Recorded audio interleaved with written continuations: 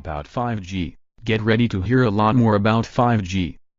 Slowly but surely, we're moving closer and closer to the super-connected, ultra-fast, 5G world tech companies have been promising us for years.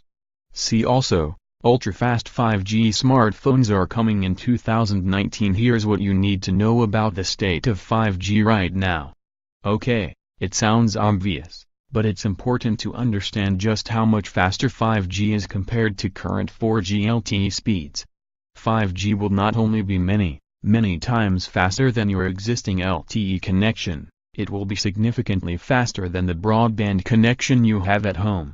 Most of us have never experienced anything close to speeds that fast. To put that in perspective, the fastest 4G download speeds in the US top out at an average of 19.42 Mbps, according to OpenSignal. 5G, by comparison, promises gigabit speeds. Qualcomm's first 5G modem, the Snapdragon X50, supports speeds up to 5 gigabits per second. That's more than 257 times faster than the average speed of the fastest LTE network in the United States. Most of us have never experienced anything close to speeds that fast. Even Google Fiber tops out at 1 Gbps. And we're only talking about the first generation of 5G modems. Future chips will likely be even faster. It's not all about speed though. Yes, 5G networks will bring blazing fast data connections, but they also enable much more than that. 5G networks have a much higher capacity. Part of the appeal of 5G is that it also brings much higher capacity to mobile networks, meaning that networks will be able to support many more data connections than what was previously possible. Have you ever been to a large event where your data connection slowed down or stopped working? That's because 4G networks can only support so many devices before being overloaded. But 5G networks have a much higher capacity. They're required to be able to support up to 1 million devices per square kilometer, according to the International Telecommunications Union standards.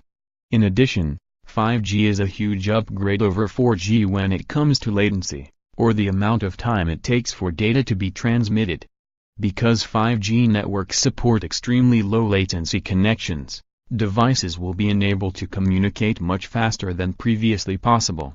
Which brings us to put all this together and you begin to understand why 5G is such a big deal, and not just for the smartphone industry. It has huge implications for just about every connected device. The technology will be essential for self-driving cars, which will need to be able to communicate with the world around them as quickly as possible.